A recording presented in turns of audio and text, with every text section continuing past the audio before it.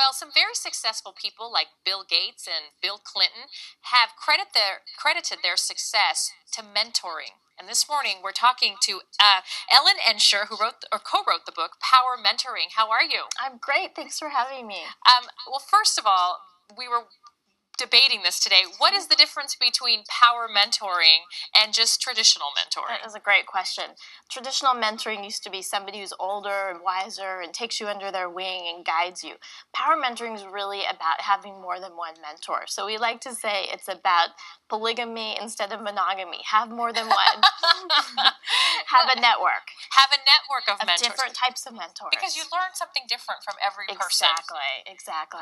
Okay, so one of the things that I often wonder about is, as a protege, it often seems that you are just at the mercy of the mentor, but it seems like it should be a little bit of a interview relationship. Like you both should be interviewing each other to see that you're the perfect fit. Is that how it works? I think that's absolutely true. One of the things that we talk about in the book is it's so important to have complementary skills. So as a protege, look at a potential mentor and say, not only what can I get from you, but also what can I offer. So the perfect fit is really so individual. So really, mentoring has evolved into something different, because I remember thinking that mentoring was, I go to work someplace and I find a person that I admire and I go under their wing. Right. But this is like something different, where it seems like you can call another company or call, you have to make the effort. That's so true. It can be mentoring across boundaries. You can have mentors in different organizations. I think you can even have mentors for different facets of your life. I feel like I have mommy mentors as well as professional mentors, for example. And because things have changed so much, and you may or may not meet your mentors at work, how can you, if there's somebody that you feel you can learn something from, how do you go about asking them to mentor you? Right. I think number one, you need to figure out what it is you want. Look around for who can do that for you, and then try to make a warm call. So find somebody who knows somebody that can make that connection for you, so it's not a completely cold call. Okay, so you're not embarrassing yourself. Exactly.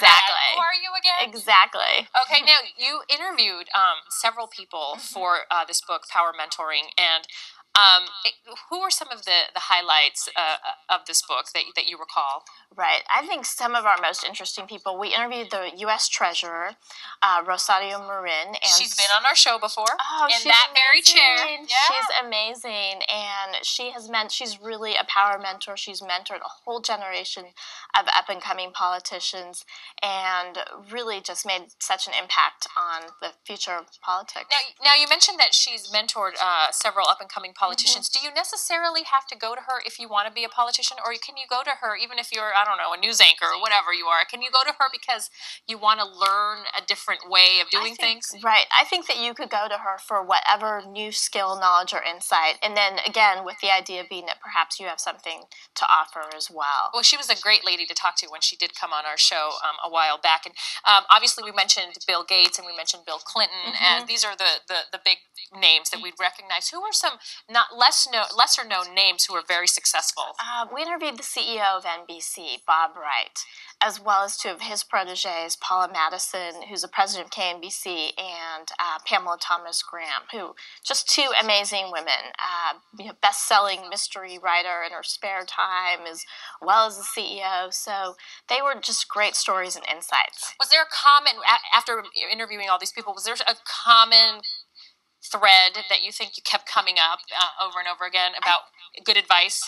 I think give and take is the common thread. So the idea that both mentors and proteges gain, and also just being mindful of what it is that you want and what you can offer. Yeah, and that's important, I think. What can you offer? Don't just take. Exactly. Give them a reason to want to continue to mentor. Exactly. Okay, so that sounds like a great idea. And power mentoring, it's how successful mentors and proteges get the most out of their relationship. It was co-written by Ellen Ensher, and you should pick that copy of the book up, because obviously it's so important if you're trying to make a successful career of whatever field you're in. So. We spend more time at work than anything else, so mentoring can help us to enjoy that. Well, thank you so much for coming on the show. We appreciate it. Thank you.